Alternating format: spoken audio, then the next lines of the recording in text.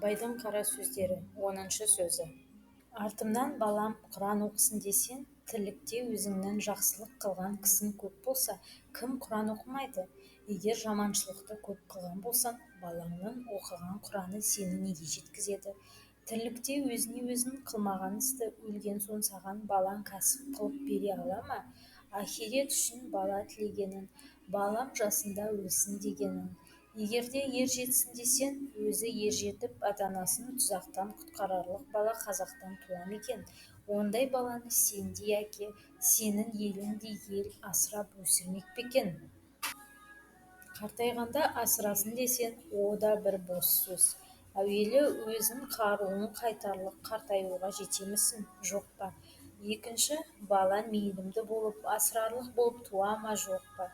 Үшінші, малың болса кім асырамайды? Малың жоқ болса қай асырау туынды болады? Баланың мал табарлық болары, мал шашарлық болары, ол да екіталай. Қош, Құдай тағала бала береді. Оны өзін жақсы асырай білесің бе? Білмейсің. Әуелі өз күнәңді өзің көтергеніңмен тұрмай, балаңның күнәсіне тағы да ортақ боласың.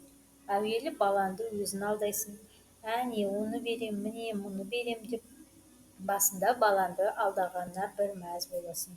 Sonra балаң алдамшы болса, кімнен көресің? Боқта, деп біреуді боқтатып, кәпір, қияңқы осыған тимеңдерші деп, оны мазаттандырып, әбден тентектікке үйретіп қойып, сабаққа бергенде молданың ең арзанын іздеп, хат таныса болады деп, қу сұм бол деп, пәленшенің баласы сені сыртыңнан сатып кетеді деп, тірі жанға сендірмей, жат мінез қылып, осыма берген тәлімін, осы баладан қайыр күтесің бе? Және мал тілейсіңдер, неге керек қылайын деп тілейсіңдер? Әуелі Құдайдан тілеймісің? Тілейсің. Құдай берді, бергенін алмайсың. Құдай тағала саған еңбек қылып мал табарлық қуат береді. Ол қуатты адал кәсіп қыларлық орынға жұмсамаймысың?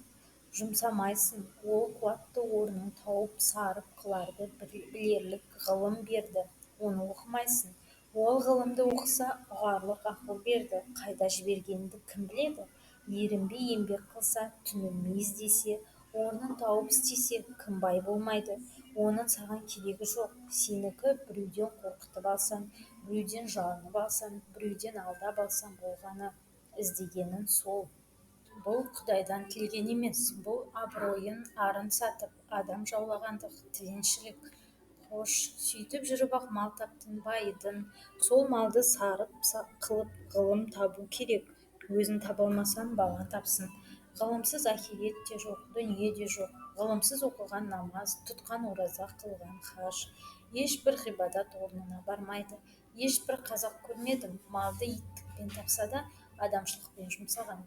Бәрі де иттікпен табады, иттікпен айырылады. Бейнет, күйігі, ызасы, сол үшеуінен басқа еш нәрсе бойында қалмайды.